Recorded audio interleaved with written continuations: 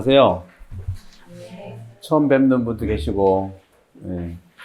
오늘 부부 짝에 대해서 알아가려고 만나는 여정을 이렇게 시작합니다. 여러분 자료를 보시면 맨 처음 나의 짝 부부를 알아가고 만나는 여정을 시작에 앞서서 보면은 성 요한 바로 2세의 그 회칙인 인간의 구원자에서 시팡에서 이렇게 말씀하셨어요. 인간은 사랑 없이 살 수 없다. 그죠? 인간은 사랑 없이 사랑할 수 없는데, 하지만 그 사랑이 뭐냐는 것을 우리가 좀 구체적으로 경험해야 되지 않겠어요? 그 인간이 사랑을 드러내는 삶을 살지 않는다면, 사랑을 만나지 못한다면, 사랑을 체험하지 못하고 사랑을 행하지 못한다면, 생기 넘치는 이 사랑을 살 수 없다면 인간은 다만 이해할 수 없는 존재일 따름이다. 그리고 삶의 의미가 과연 있겠는가 하는 것을 교황님께서도 이제 말씀하셨는데, 좀 전에 우리 동영상을 봤습니다만은 사랑을 하는데 방식이 다르잖아요. 그래서 사람은 남자건 여자건 차이가 있을 뿐이지 차별이 있어서는 안 된다. 조금 전에 여러분 동영상 본 거에 대해서 여러분 다 공감하시고 느끼시죠? 어떻게 하면 이런 일들, 물론 둘이서 함께 차이 나는 것을 이렇게 생활 하면서 느낄 수 있는데, 그러다 보면 40년 걸려요. 그것도 30년 걸려요. 이스라엘 백성들이 이집트에서 나와가지고 가나안 땅 가는데 바로 숏카트로 직선으로 가면 얼마 안 걸리는데 돌아서 40년 갔잖아. 우리 부부 생활도 그렇게 돌아서 또 돌아서 고통 이렇게 디디고 살아야 할까. 실제로 현실적으로는 그런 삶을 살 수밖에 없다는 말씀을 드립니다. 우리나라가 특히 그런 부분들이 있는 것 같아요. 우리나라는 크게, 사람도 마찬가지인데, 큰 충격을 받으면, 작은 충격을 받으면, 큰 충격과 작은 충격이 나를 화나게 하고, 나를 나답게 하지 못하게 하는 사람만이 가지고 있는 특징이 있거든요. 또 그것이 저는 임진왜란까지는 갈 필요 없다 하더라도 36년 일제 강점기 때의 큰 충격이 지금도 부부 안에도 있고 또 우리 공동체 안에도 있다는 것을 공유해야 되지 않겠는가. 우리는 그거는 딴 세상이니까 역사에서는 배우는 것이다. 그게 45년도에 해방을 맞았지만 우리 힘으로 해방 맞은 건 아니기 때문에 또 이런 굴곡의 역사가 계속되는 거고, 또 50년대에는 한국 전쟁이 있었고, 60년도에는 경제를 부흥하기 위해서 독일로 갔고, 간호사 광부들이, 70년대는 베트남으로 갔고, 80년대는 어디로 갔죠? 중동으로 갔고, 90년대는 어디로 갔죠? IMF로 갔고. 그죠? 지금까지도 그러한 어려움 속에 살았던 그 컨텍스트를 감안해서 우리를 이해하려면 살아간 역사와 환경을 이해할 때 상대방도 이해할 수, 나도 이해할 수 있다는 거죠. 이런 차이라든가 다름이 결코 누구의 잘못이 아니다 하는 것을 전제로 하고 싶어요. 그렇게 큰 흐름 속에서 우리의 이런 부분을 보고, 또 2000년도에는 뭐가 있었어요? 월드컵이 있었잖아요. 월드컵 때는 신나가지고 서로 화해하고 용서하고 하다가 또 2010년도에 계속 또 가고 있고 이런 상황인데, 이게 그런 점에서는 태어난 시점과 환경과 이게 너무 다르고, 또 큰 것 중에 하나는 저는 부부 문제를 이해하기 위해서는 신앙 안에서도 그렇지만 우리 역사 안에서 이해를 해야 되는데, 서구라든가 이런 데에서는 이렇게 현대 21세기의 삶을 살기 위해서 오래 걸렸어요. 최소한 200년, 300년, 400년 걸렸어요. 근데 우리는 언제입니까? 일제강점기 때 사람이 지금도 살고 있잖아요. 그죠? 지금도 살고 있다고. 그리고 지금도 살고 있고, 또 어떻게 돼요? 6.25 경험도 지금도 살고 있고. 그렇죠? 산업화 시대 때, 독재 때 또 살고 있고. 중동 갔다 온 사람, 뭐 IMF 때 정말 힘들어서 온 사람 다 섞여 살아 지금. 그러니까 기본적으로 몇백 년 걸릴 그런 과정을 우리는 불과 1945년만 해도, 1900년만 해도 그렇잖아요. 100년도 안 걸렸고 50년, 60년 이 정도 걸렸기 때문에 큰 충격들 속에서 큰 우리의 이해 못하는 상대방의 어려움을 우리는 가지고 있다는 걸 전제로 좀 하면서 그런 관점에서 사람을 이해를 해야 되는 것이고, 저는 근본적으로 여러분들께 이제 오늘 첫 시간이라 무겁지 않게 하려고 하는데, 사실은 이제 무겁다는 것보다 안다는 차원에서 우리가 좀 집중을 할 수 있으면 좋겠다 하는 말씀을 드려서, 이 퀴정은 뭘 하든지 텍스트북이 있어야 됩니다. 텍스트북이 없고, 커리큘럼이 없이는 우리가 이제 일목요연하지 않기 때문에 교육의 효과가 떨어지죠. 이 텍스트북은 일단은, 지금 교황님, 프란치스코 교황님의, 그분께서 우리에게 주신 가르침이 있는데, 그게 사랑의 기쁨이라는 권고예요. 사목적 권고인데, 이것이 2016년에 나왔어요. 그 제목이 사랑의 기쁨이에요. 여러분들이 이 텍스트를 받아보면 좋을 텐데, 제가 혹시 영어가 편한 분들을 위해서 간단하게 자료 중에 질문지 영어로도 해놓은 곳이 있는데, 그거는 보시면서 그 첫 번째 자료를 보시면, 나의 짝 부부를 알아가고 만나는 여정을 시작에 앞서서 보면 중간쯤 보시면 프란치스코 교황님은 2014년 10월에 가정 사목과 복음화라는 주제로 모든 세계 주교님들이 로마에 모여서 임시총회를 열었습니다. 그리고 2015년 10월에는 교회와 현대사회에서 가정의 소명과 사명을 주제로 14번이나 맞이하는 정기총회를 열었어요. 이 두 차례에 걸친 가정에 대한 세계주교대의원회 이후 교황님은 2016년도에 3월 19일 성요셉 대축일에 가정의 사랑에 관한 사도적 권고, 사랑의 기쁨을 발표했습니다. 이 문헌을 통해서 교황님은 무엇보다 사목자들, 저 같은 사제나 수도자들의 동반의 자세를 요구하고, 그래서 제가 하는 겁니다. 이거 사목자들과 수도자들이 해야 되는 일입니다. 그래서 교황님의 그러한 동반의 자세를 요구하시는 부분이 있고, 교회에 거리감을 느끼는 그들까지도, 그러니까 우리 신자가 아니어도 괜찮아요.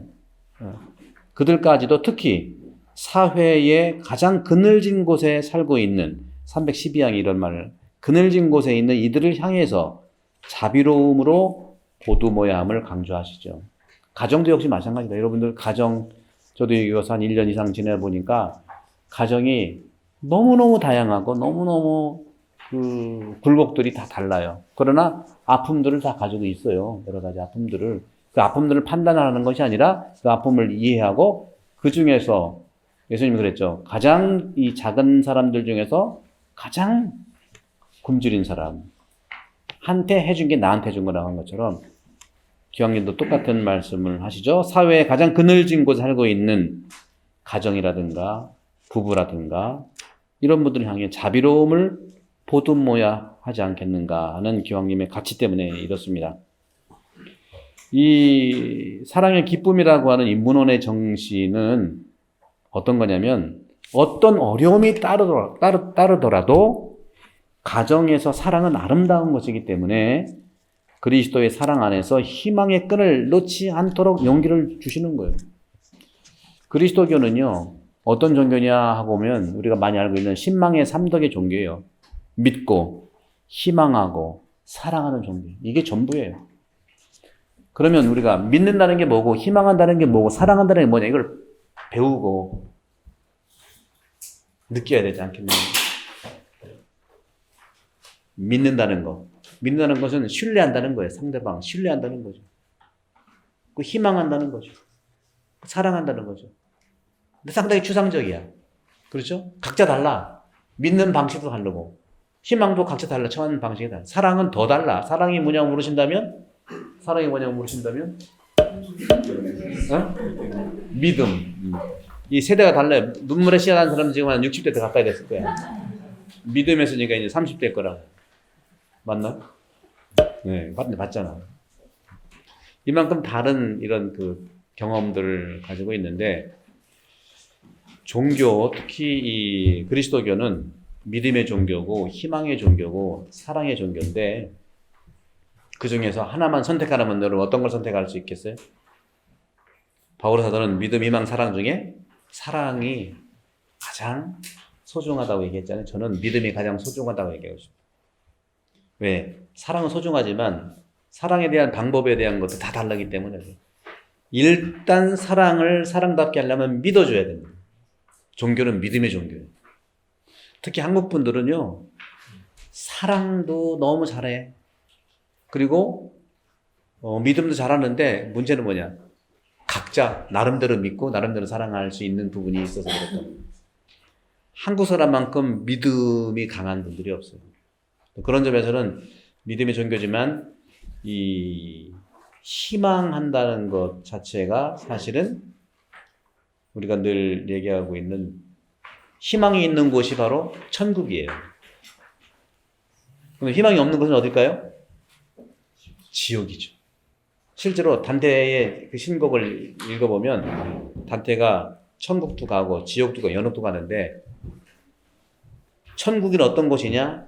희망을 발견할 수 있는 곳이 천국이고 지옥은 뭘까요? 지옥은 지옥 맨 그 소문 앞에 써 있어요. 여기 들어오는 자들 절대로 희망을 찾을 수 없는 곳이다. 써 있어요. 지옥이 그런 거죠. 그럼 연옥은 뭘까요? 연옥은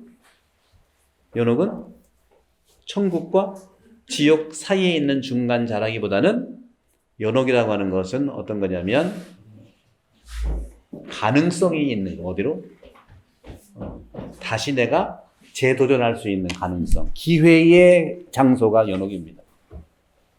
여러분들은 지금 평가하라는 것이 아니라 잘 한번 식별해 보세요. 여러분의 가정은 천국이에요? 지옥이에요? 연옥이에요? 그렇게 본다면 묵비권을 행사할 수 있어요.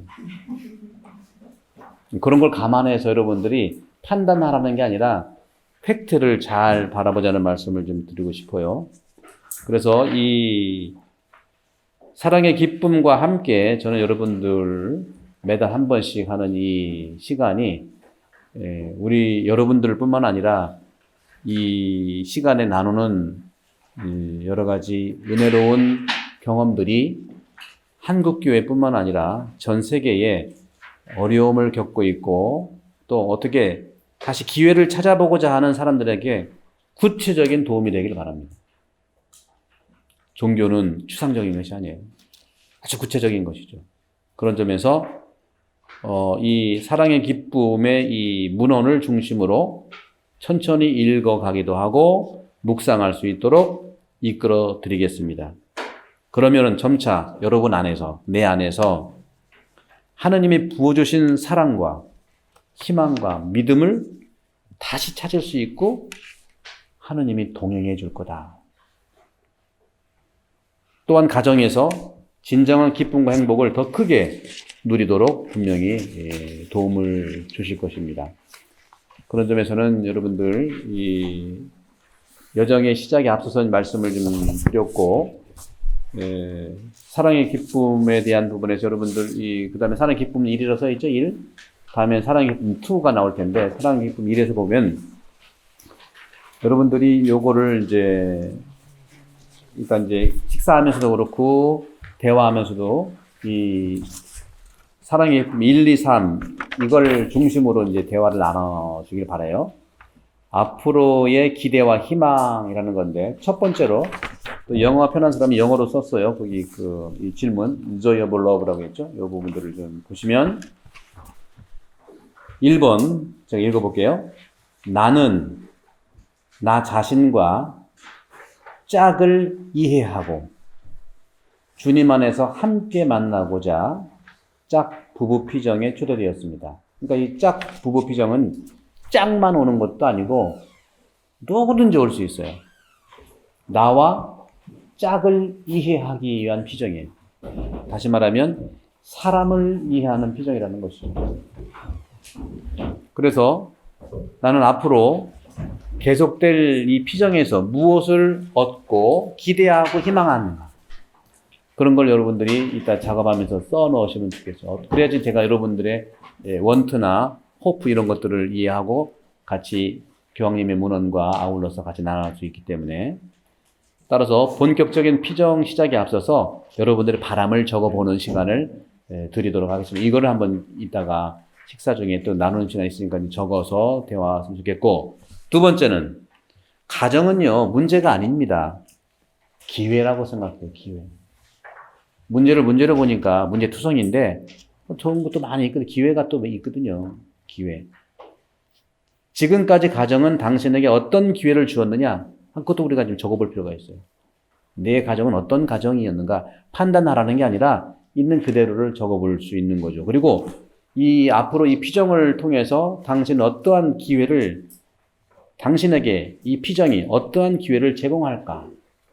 역시 첫 번째는 나 자신에 대한 기대라고 한다면, 두 번째는 이 피정이 가정에 어떤 기회를 제공할 수 있는가 하는 기대를 얘기하는 겁니다. 여러분들이 이런 방식에 익숙지 않았다면 한번 생각을 하시면서 적어봐도 괜찮습니다. 그래서 이번 시간에는 제가 앞으로 한 20분 정도 여러분과 세 번째의 교황님의 이 사랑의 기쁨 8항부터 13항이 있는데, 이 8항부터 13항에 대한 간단한 그 내용을 나눠드리도록 할게요. 일단 우리는 성경에는요, 성경을 보면은요, 성경 이야기가 가족 얘기예요. 또 출생 얘기입니다. 그리고 사랑에 대한 얘기예요. 또 가족들의 위기들도 얘기로 가득 차 있어요.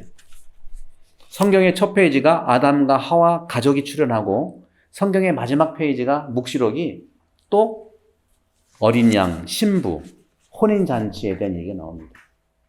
이렇듯 가정이라고 하는 것은 성경의 시작이고 성경의 마침이에요.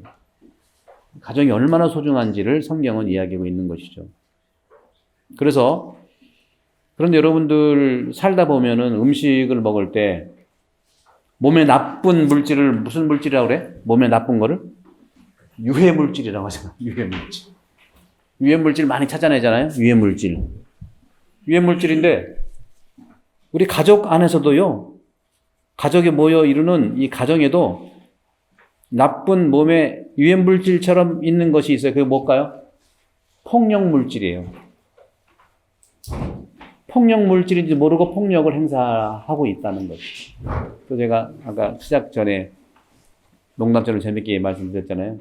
70대, 80대에 우리 이제 건강한 할머니들과 함께 식사할 기회가 있어가지고 많이 식사 같이 했는데, 신부는 저 혼자니까 공통점이 전부 남편에 대한 얘기를 하더라고. 재밌게 얘기하는데, 저 아이 있으니까 재밌게 얘기하려고 하는데 뭐라고 했냐면, 결혼 생활은 한마디로 저는 속았다고 얘기할 수 있다. 속았대. 속았다는, 내가 안 해봐서 모르는데 속았다는 게 뭡니까? 자세히 좀 설명해 달라고 그러니까, 결혼하자마자 자기랑 함께 있지 않고 친구 만나고 술 먹고 다닌대요. 그래서 그랬지. 골에 그 축구 골이 공이 들어갔으니까 이제 자기 하고 싶은 거 하는 건가? 골 들어가기 전에는 막 그렇게 막 하면서. 또 어떤 분은 경험이 보면은 결혼 전까지 거의 한 3년을 거의 매일 자기 직장에서 집 사이에 있는데 맨날 찾아왔대요. 3년을 찾아왔대요. 그게 가능한 일입니까? 네, 그랬어요. 진짜 3년이에요? 일주일에 2번씩도 왔죠. 근데 3년을 그렇게 결혼 전까지 왔대. 그거 보고 결혼했는데 지금은 또 속았대.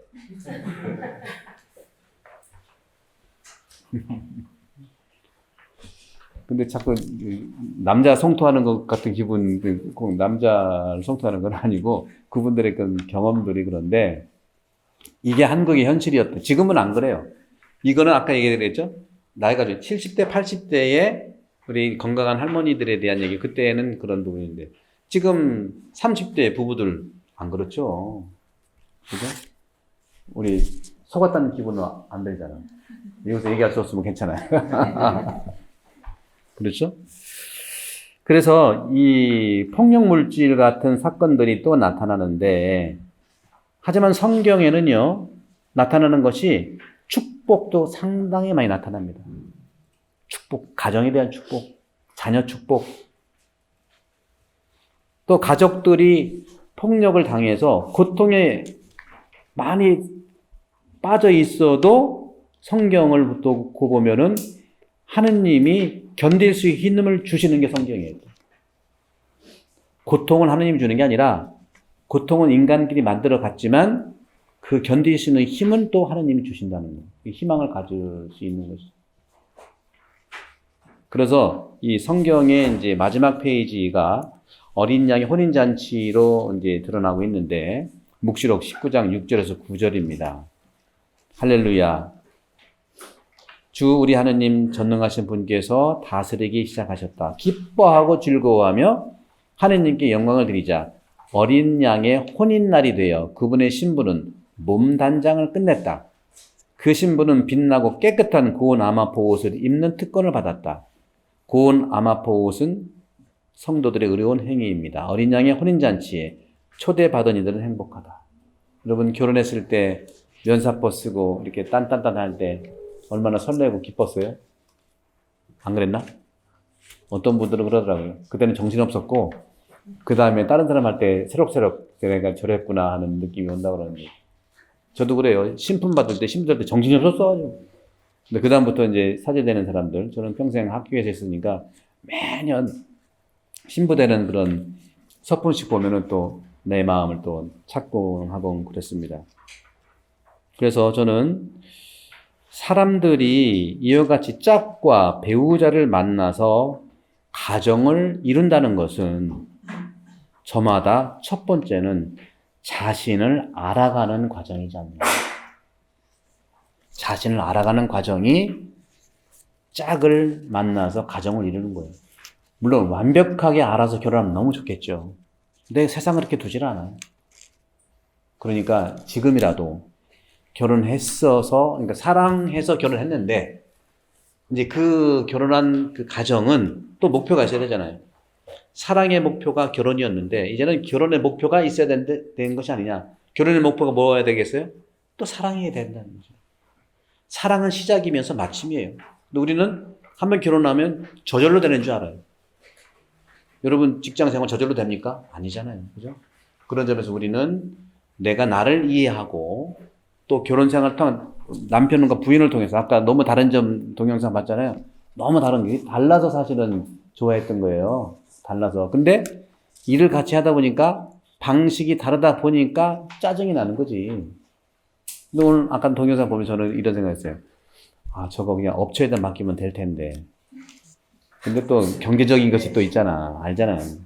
경제적인 것이 있으니까 그런데 또 같이 하는 재미가 있잖아요. 그죠?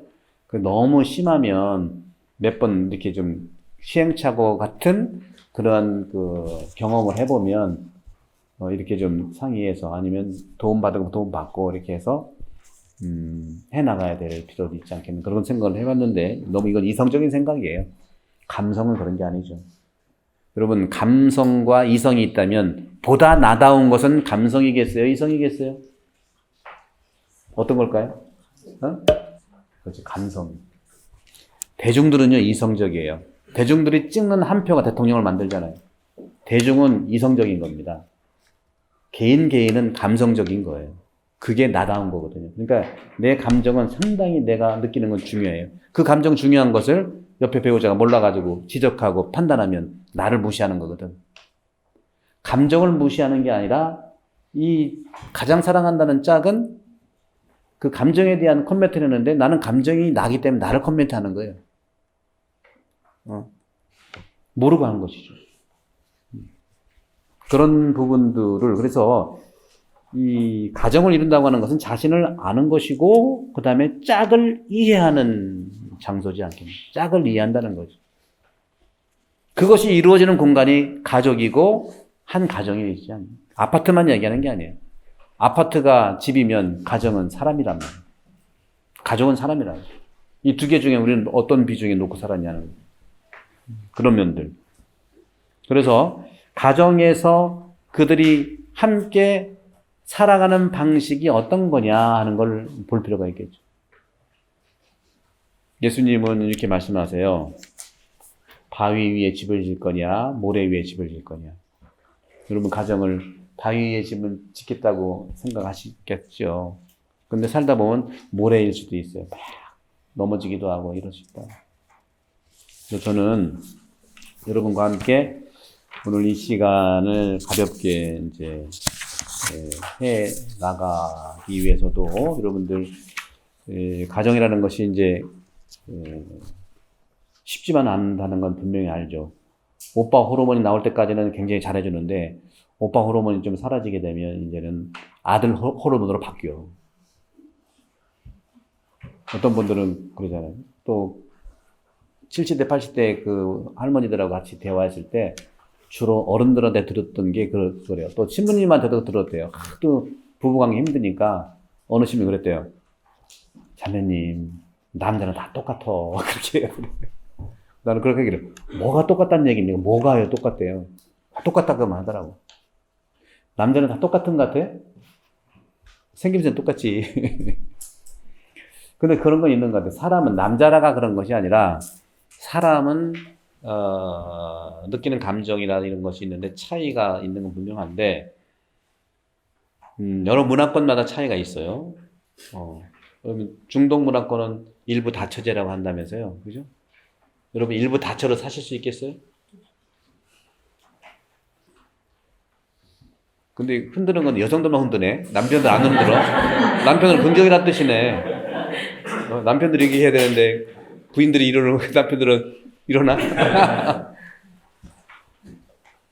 근데 지금 중동의 그 문화를 이해해야만 이것이 가능해요. 중동은요, 우리는 많이 몰라요. 우리가 보는 눈으로만 판단하거든요. 중동만큼 자유롭고, 그리고 포용적이고, 허용과 과학적인 것이 많은 데가 중동이에요.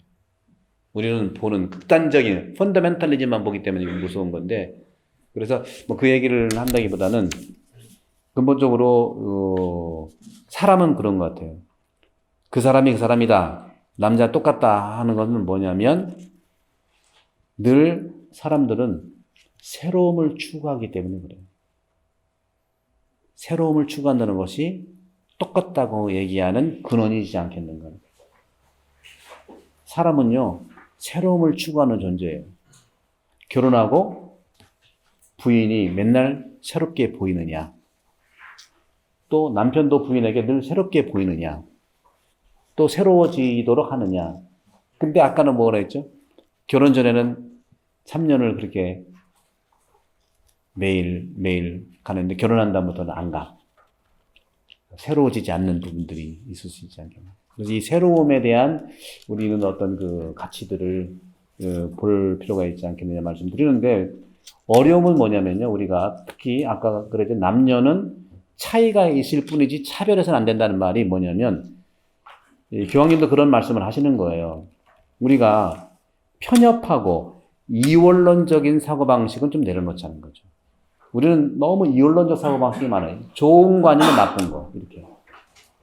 이게 또 청교도적인 그런 사고방식들이 있거든. 청교도주의.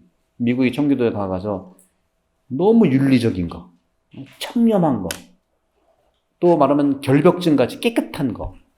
깨끗한 건 좋지만 사실은 가르는 거는 이게 그리스도교 안에서도요, 사탄이라고 하는 뜻, 사탄, 마귀, 뭐 디몬, 이 원형은 뭐냐면 separate를 얘기하는 separate. 디몬의 원형은 divide를 얘기하고 사탄의 뜻은 separation을 얘기해요. 뭐든지 악마는 가르려고 그래.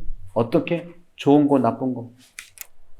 초기에 마르치온이라고 하는 이단이 있었는데 그 사람은 처음부터 이단을 하려고 하는 열심히 한 사람이 사실은 그런 경향이 있어요. 열심히, 너무 열심히 해. 성경을 매일 읽다 보니까 구약은 하느님이 너무 무서워. 맨날 벌 주고 맨날 사람 계약에게 메고 가다가 뭐 돌불이에 넘어져가지고 계약에 떨어지는 것 좀 못 넘어지게 손댔다고 해서 막 죽이고 막 이게 야훼. 그래서 마르치온은 구약의 하느님은 다 빼자. 이건 다 빼고 신약은 사랑이 하나님은 사랑 신약만 믿자 이게 이단이 된 거예요. 좋은 것만 나쁜 건 빼고 이것도 이원론이거든. 근데 그것은 구약을 깊이 있게 표면적인 것만 봤지 깊이 있게 이해를 못했기 때문에 그런 결국이 나는 우리도 마찬가지예요. 좋다 나쁘다는 깊이를 못 보니까 자꾸 겉으로 보니까 나누고 하고 아까도 그랬죠. 감정에 대한 지적을 했는데 감정은 인간이니까 인간을 지적하는 게 몰라서 하는 소리죠. 그리고 그런 점에서도 또 철학적으로 또 중요한 갈라지는 게 있어요. 본래 그리스도교는 뭐냐면 데카르트가 나오기 전에 우리 그리스도는 나는 존재한다. 그러므로 나는 생각한다가 우리 기본적인 데카르트 이전의 사고방식이에요. 근데 데카르트가 나오면서 뭐라고 그랬어요? 나는 생각한다. 고로 나는 존재한다 그랬죠. 이게 바뀐 거거든요. 근데 이게 바뀌고 안 바뀌고 두 개가 다 필요한 거예요. 근데 이것이 하나만 고집할 때는 어려움이 있는 거예요. 이런 식으로 몸도 역시 저는 남녀의 차이와 그 이전에 우리는 몸을 보자는 거예요. 내 몸을 보자는 거예요. 성경도 보게 되면 남자를 먼저 만들었어요? 여자를 먼저 만들었을까요? 성경에 보면 성경은요 남자를 먼저 만들지 않고 여자도 나중에 만들지 않고 성경 가장 먼저 만든 존재는 사람을 먼저 만들었어요. 사람이 먼저 아담은 남자가 아니고 사람입니다. 그렇잖아요. 아담은 남자가 아니고 사람이에요. 그럼 아담이 언제 남자가 됐을까? 하와가 있어야 남자지. 그런 거예요, 여러분들. 성경은 그렇게 문학적 해석을 해야 되는 것이죠. 그렇잖아요. 그래서 분명히 하와가 있기 전에는 사람 또 아담 이렇게 얘기했지 남자라는 표현은 없어요. 근데 아담이 분명한 것은 저처럼 아담했을 것 같아요. 분명 아담했을 것 같아요. 아담한 사람이 혼자 있는 거 보니까 하느님이 안 좋았어, 보기가. 그죠? 그래서 거들 짝을 이렇게 좀 거들 짝. 그래서 남자가 잠이 들었을 때 갈비에서 뽑았단 말이에요. 왜 갈비에서 뽑았을까? 뽑으려면 머리 뽑든지 아니면 발로 뽑든지. 심장과 가까워서 그래요. 뼈가 많아서. 어떤 분은 그래요. 그거 말이야 그 갈비를 뽑아가지고 말이야 하느님이 여자를 만들려고 하는데 놓쳐가지고 강아지가 물고 갔대. 강아지가 물고 가서 저 갈비 잡아라 하다가 어떻게 꼬리를 잡고서 꼬리만 남아서 꼬리를 만들어서 꼬리를 친다네. 이건 가짜 뉴스입니다. 절대 그러면 안 돼요. 절대 그러면 가짜 뉴스예요. 그렇게 말하면 절대로 안 돼. 이런 것들이 오해가 되는 것들이 있어요. 왜 갈비를 뽑았냐? 그 당시에는 이게 이제 10세기 제관계 그러니까 사제계 사료와 야훼스트 사료가 있는데 야훼스트 사료는 10세기 경의 그러한 그 기록들이에요. 그러니까 우리가 이야기도 보게 되면 토끼가 정말 달 속에 사는 줄 알잖아요. 그죠? 그런 이야기들이 있었던 그런 그 문학 이야기 때가 있단 말이에요. 이런 식으로 창세기 이야기도 두 개로 나눠지는데 그때에는 사람을 중심을 어디로 봤냐면 지금은 중요한 게 뇌하고 심장을 중요시 여기잖아요. 그때는 머리끝부터 발끝까지 중간이 중심이었어. 그 중간이 어디예요? 중간은 배꼽이잖아요. 배꼽을 뽑을 수 없잖아. 배꼽을 주변을 보니까 갈비가 있어서 그 중심에서 나왔다는 뜻입니다. 갈비를 뽑았다는 것은 중심에서 나왔다는 거예요. 그래서 남자를 먼저 창조한 게 아니고 사람을 창조했고 사람이 혼자 있는 그것이 좋지 않아서 하느님이 잠자고 있는 그 남자가 아니라 그 아담의 정중앙 중심에서 갈비를 뽑았다는 것은 사람은 사람 중심에서 나왔다. 중요하다. 동등하다. 존엄성을 가졌다. 그런 뜻이고 그 중심에서 나온 갈비를 가지고 여자를 만든 거다. 그때부터 남자 여자 얘기가 나와요. 그렇기 때문에 남녀는 동시창조예요. 동시출현. 정확히 보면 동시출현. 남자가 먼저고 여자가 후고 그렇지 않습니다. 창세기의 그 인간 간의 가치가 그래요. 그렇게 보면서 여성의 특징이 있어요. 아담이라고 하는 것은 그 의미가 흙이라는 뜻입니다. 흙. 아다마가 히브리 말인데 아다마는 땅이라고 하는 그런 어원이 있어서 남자는 흙에서 나왔어요. 그죠? 흙에서 나왔어요. 그러니까 일을 해야 되고 노동을 해야 되고 가정에 책임을 져야 된다는 그 시대의 가치들이 있는 거고, 하와는 어떤 환경에서 나왔죠? 어디서 나왔죠? 사람에게서 나왔죠. 사람에게서 나왔기 때문에 늘 사람을 품어, 또 자궁에다 사람을 품어. 속에서 나온 사람이니까 속을 또 품을 수 있는 걸 알아. 남자들은 속에 사람을 품어본 적이 없어요. 땅에서 나와서. 그럼 여러분, 갈비가 좋아, 흙이 좋아, 재료로 보면. 여기서 나왔다고 해서 여러분들 종속적으로 해석하면 안 되죠. 인간의 존엄한 중심에서 나온 존재이기 때문에 각각의 가치들이 있잖아요. 인간에서 나왔다. 그리고 하와는 어떤 환경에서 나왔을까요? 아담이 어떻게 하고 있을 때 나왔어요? 잠자고 있다는 건 뭐예요? 잠자고 있다는 것은 시끄러운 거예요? 조용한 거예요? 조용한 거죠. 여성은 이렇게 고요함 속에서 창조됐기 때문에 종교적이고 기도할 줄을 더 알고 종교심이 강하고 생명을 다룰 수 있고 품어줄 수 있는 거예요. 여기에 인간의 여성에 대한 좋은 가치들이 있는 거예요. 품어준다는 거예요. 침묵 중에 창조된 거예요. 이런 그 관점들을 보면서 이 몸이라고 하는 것은 남자와 여자 이전에 중요한 하느님의 선물이에요. 몸이라는 것이. 너무 남자 여자로 우리가 그렇게 다른 점들을 다르다고만 보지 말고 남자 여자 이전의 몸이라고 하는 하느님의 선물을 우리가 좀 귀하게 여기고, 그것이 좀 어려운 표현 같지만 성사 이전의 성사가 몸입니다. 몸은 바로 뭐예요? 하느님의 모습으로 창조했잖아요. 그러니까 몸이라는 자체가 하느님의 모습으로 창조된 성사예요. 성사 이전에, 칠성사 이전의 성사가 우리 몸이에요, 몸. 몸을 보면은 하느님의 모습을 닮은 것들이 다 있다는 거죠. 이 몸에서 가장 중요한 우리가 바라볼 수 있는 표현은 하느님의 시선이라는 거예요. 하느님의 시선. 분명히 사람을 만들 때 하느님 모습을, 나를 닮은 모습으로 만들었잖아요. 그 나를 닮은 모습 중에서 가장 중요한 모습의 한 중요한 가치가 뭐냐? 하느님의 시선이라고 하는 거죠. 하느님의 눈으로. 그러니까 여러분들은 바라볼 때 하느님의 시선으로 바라보는 것이 인간이 가지고 있는 중요한 가치죠. 또 한 가지 창세기에서 나오는 걸 보게 되면 서로 알몸이면서도 부끄러워하지 않았다 하는 표현이 있죠. 알몸이면서 부끄러워하지 않았다. 이것도 어떤 뜻일까요? 서로 알몸이면서 부끄러워하지 않았어요. 근데 죄를 진 다음에 부끄러워해가지고 가리기 시작했잖아요. 우리는 근본적으로 알몸 상태로 세상에 나온 사람들. 빈손으로 나왔고 알몸으로 나온 상태인데 그 알몸이 뭐냐? 바로 이것이 근본적으로 순수함 자체를 선물 받은 거예요. 알몸이라는 건 순수함. 상대방도 순수함, 나도 순수함. 남자, 여자의 차이의 이전에 순수하다고 하는 가치를 하느님한테 선물 받았다는 거, 순수함. 그러니까 우리는 육정이라든가 유욕이라든가 이것이 분명히 있어요. 근데 그게 난데 그 육정, 유욕 이전에 순수함이 분명히 있다는 것이죠. 그 부분을 우리가 좀 발견할 수 있어야 되지 않나.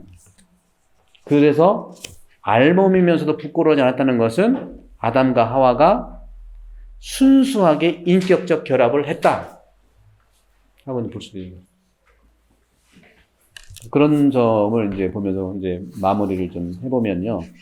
이 남녀 차이의 이전에 몸이라고 하는 것은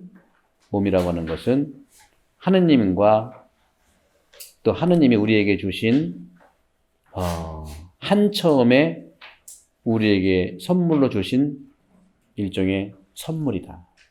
선물. 그래서 아까 말씀드렸죠? 하와가 있기 전에 아담이 혼자 있는 걸 보고 하느님께서는 하와를 만들어줬잖아요. 이것은 하와가 나오기 전에 아담은요, 남녀 관계없이 모든 인간의 원형이에요. 모든 인간의 원형. 그러니까 우리가 살아가면서 저도 쭉 보게 되면 부부도 있지만 또 먼저 하느님 품에 간 분도 있고 또 혼자 된 분도 있거든요. 그분들은 어떤 삶을 살아요? 고독한 삶을 살잖아요. 근데 우리가 본래가 우리 고독했었어, 우리가. 혼자 있으면 고독했잖아. 하와가 오기 전에 고독했었다고, 이게. 그리고 우리는 이건 어려운 말로 원고독이라고 해요. 원고독. 우리는 원래 고독한 존재였다. 원고독. 그러니까 남녀의 성적 관계보다 이전에 하느님의 인간의 원초적인 관계를 우선해서 사람에게 줬다는 거죠. 그래서 여러분, 괜히 고독하고 괜히 외로울 때, 본래 나의 원초적인 모습이다. 느끼시면 돼요. 네. 따라서 이런 하느님과 인간의 어떤 원초적 관계에서 우선을 두신 것이 남녀 창조 이전에 하느님께서 아담을 창조했다고 하는 그 짧은 시간일 수도 있고 그건 우리 인간의 시간을 볼 수는 없어요. 어쨌거나 존재적으로 아담과 하와 이전에 혼자 있었던 원고독이 있잖아요. 그 원고독에 대한 우리의 어떤 그 느낌들. 따라서 남자, 여자 이전의 존재가 몸입니다, 여러분들. 남자, 여자 이전의 존재의 몸을 좀 파악하고 느끼고 아는 것이 중요해요. 너는 왜 그러니? 난 안 그런데. 그러지 말자는 거죠. 몸에 대한 이해가 전제돼요. 그래서 오늘은 제가 남녀의 짝에 대한 거지만 짝 이전의 몸. 그럼 몸이 뭐냐? 몸은요, 어떻게 만들었느냐? 분명히 아담 만들 때 어떻게 만들었어요? 진흙으로 빚어가지고, 그죠? 진흙만 빚었다고 몸입니까? 그럼 어떻게 했어요? 코에다가 숨을 불어넣었잖아요. 똑같아요. 하느님의 입김으로 유일한 내가 된 몸이라는 거예요. 그러니까 남녀가 함께 해서 성령이 오신 게 아니고 본래 나 한 사람 한 사람을 하느님의 입김으로 하느님의 숨으로 나다운 나 유일한 인격 주체로서의 몸 그러면서 이름을 어떻게 줬어요? 이름 다 똑같이 했나요? 이름은 각자 아담이라고 했고 하와라고 그랬고 그죠? 동물은 동물 이름 지어주고 땅은 다 이름을 명명을 다 다르게 한 거는 뭐예요? 하와 이전까지의 그에게 원고독을 느끼게 하는 것뿐만 아니라 다른 것과 다르다고 하는 것을 얘기하는 거 이름을 져준 거라는 얘기죠. 여러분들 이름을 불러주는 게 좋아요. 우리는 한국 문화에서는 이름을 안 부르는데 그건 존중하는 아버지 이름이나 안 부르는 거지. 여기서 이 문화에서는 마이클 조셉 하는 것이 저도 그냥 본당 신부 하지 말고 비호 신부님 했으면 좋겠어. 왜? 나는 비호가 나 혼자 본당 신부 옆에도 본당 신부 있거든. 그렇게 우리가 물타지 말자는 거예요. 난 독특한 나만의 가치가 있는데 그 왜 여러분들 우리는 문화가 존중하긴 해야 되는데 우리 유교 문화는 너무 점잖은 것 같아요. 자기 이름을 불러본 적이 없다면서요. 그죠 여러분들? 있잖아요. 뭐 아기가 자기 자녀가 철수 엄마라고 그랬어요. 그죠? 내 이름은 없어. 또 유교 오면 성도 바꿔요. 난 김씨인데 남편이 박씨면 박이랬더 나보고. 왜 이름을 내 독특한 나의 존중할 수 있는 나의 그런 다른 것과 다른 이름을 왜 똑같이 내 이름을 없애버리냐는 것이죠. 그런 부분들이 우리에게는 필요한 것이지 않겠는가 하는 말씀을 드리고 이렇게 이제 오늘 결론적으로 말씀드리고 싶은 것은 하느님은요 남녀로 구분 짓지 않습니다. 시작이 그래요. 하느님은 남녀로 구분 짓지 않는 게 뭐냐? 몸이라는 거죠. 내 몸. 나라고 하는 거예요. 나. 그래서 하느님의 입김으로 숨쉬기 시작한 인간의 유일한 가치, 존엄한 가치. 남녀의 혼인 관계보다도 그런 점에서는 아버지와 나의 자녀 관계가 첫 번째예요. 존중돼야 됩니다. 부부가 중심인 건 확실하지만 부부 이전에는 나는 아버지와 내가 자녀 관계였다는 것이 굉장히 중요해요. 그러니까 부부 관계와 자녀 관계가 가릴 수는 없지만 우선된 것은 아버지와 나의 자녀 관계예요. 똑같아요. 자녀 관계에서 충분히 사랑을 받은 사람이 또 부부 관계에 잘 될 수 있어요. 이것은 그럴 수밖에 없어요. 저도 많은 분들 만나보니까 그런 부분들이 많아요. 엄마 뱃속에서부터 형성되기 때문에 이걸 이제 원초 대상 관계라고 그래요. 원초 대상 관계. 엄마 뱃속에서부터 만난 대상을 우리가 어떻게 이해하고 경험했느냐. 이것들이 오늘날 나를 만드는 거거든요. 이거는 성격 문제, 유전 문제 아니에요. 제발 그런 걸로 우리가 물타지 말자. 아, 성격이 그래서요. 우리는 내력이 그래서요. 그럼 모른다 소리예요. 그 모른다 소리는 그렇게 함부로 나한테에 대해서 함부로 하느냐. 당신이 나를 아는가.